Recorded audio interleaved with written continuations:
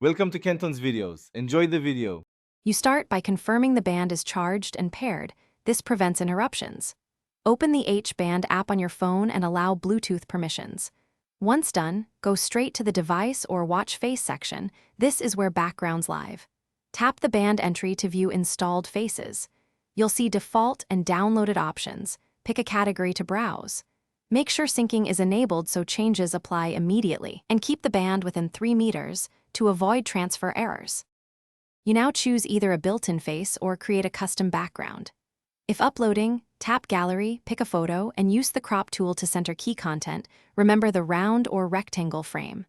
Once cropped, preview it on the virtual watch to check legibility of time and widgets. If the app offers complications, set them here like steps or heart rate, so important info remains visible. When satisfied, hit Apply or Sync. The app will cue the change and start transferring to the band. You finish by confirming the band displays the new background. Watch the app's progress bar until it reports success. If the update doesn't appear, make sure Bluetooth is active and within range.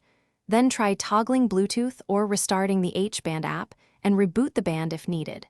If problems persist, clear the app cache or reinstall and verify the app version is current. One key troubleshooting tip: always keep a backup of your original image in case cropping or transfer.